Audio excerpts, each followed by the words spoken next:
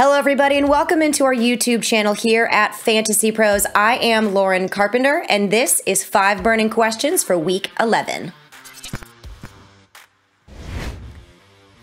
Number 5.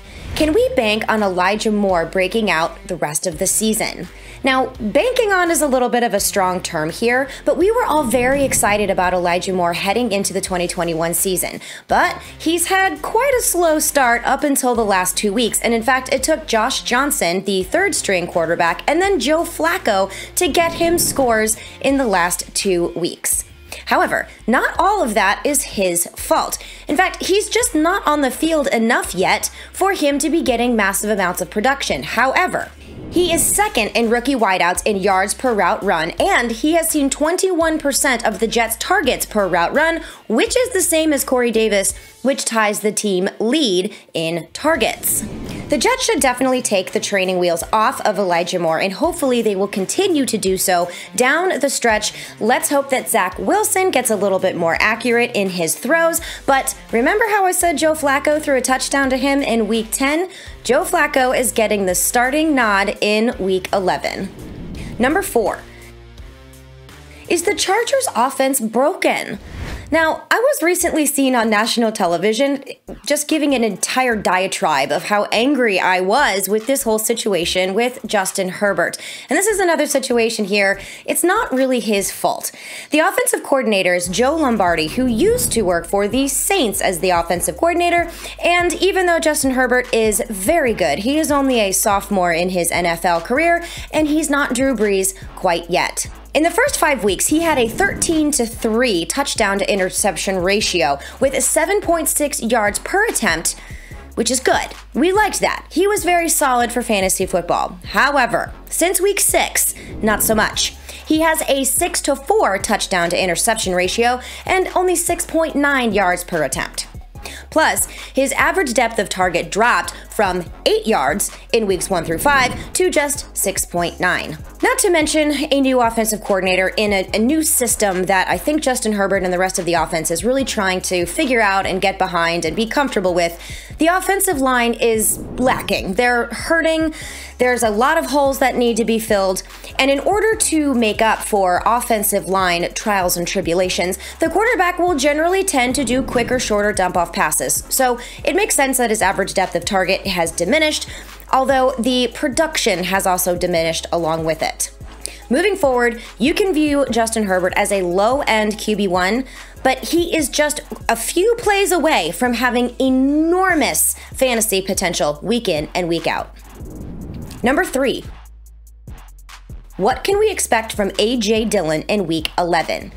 If you drafted Dillon heading into the 2021 season, this may have seemed very long because it took him 11 weeks to finally see the starting role, and unfortunately, this does come on the back of an Aaron Jones injury.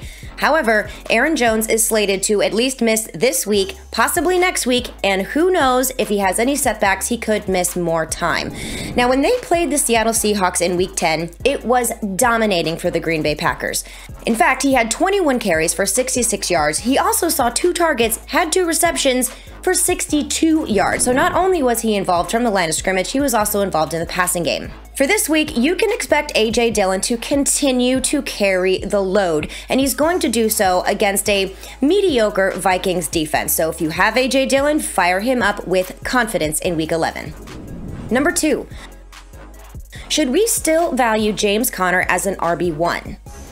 This is interesting, and the reason I really like diving into this question is because not only do I have an unholy love for James Conner because he is just an amazing comeback story, he's a very good person, he's also a very good running back that really struggled with the Steelers because of how the Steelers like to use their running backs, also known as pound them into the ground until their legs fall off. I'm sorry, Najee Harris. But the thing with James Conner, in their battle in week 10, it was gross. Arizona was literally facing a ginormous Mount Everest that they were going to have to climb with Colt McCoy at quarterback. It was a disaster against the Panthers.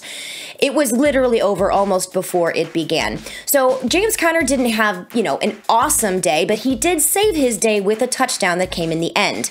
He had 10 carries for 39 yards, and he had 3 receptions on 4 targets for only 25 yards. Again, this had more to do with game script as opposed to whether or not we should be disappointed with James Conner because he's James Conner. He is still going to be exceptional. In fact, that was his 12th touchdown so far in the NFL career, which is pretty amazing.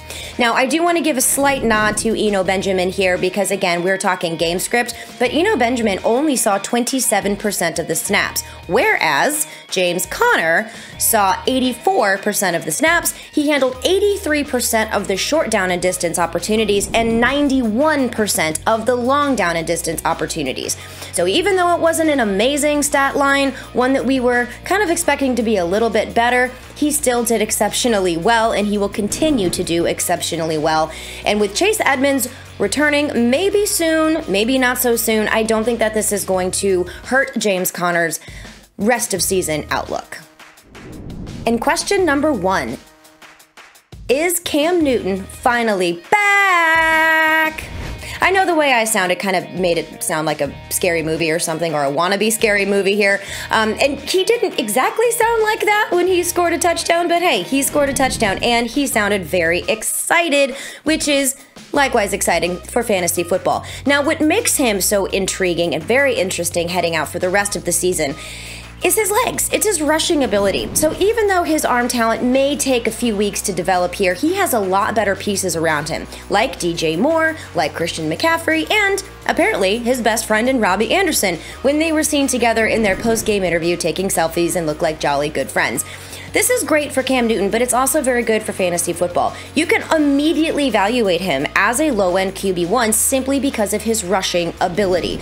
Now, I don't know if this week is going to be the best week for him moving forward, but he does have a great matchup over the next 3 weeks. In fact, he will play Washington this week, who are down 2 extremely important key players on their defense, including Chase Young.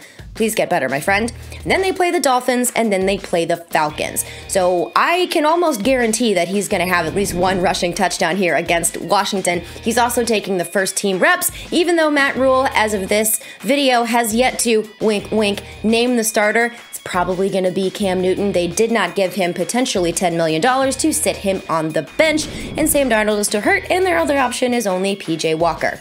Now, if you need upside here, this may not be the best week to play him simply because it's going to be his first game back after literally sitting on his couch and eating cereal a week ago. However, if you need to play him, I think he has opportunity to not goose you and not completely mess up your lineup, but look forward to weeks 12 and weeks 13.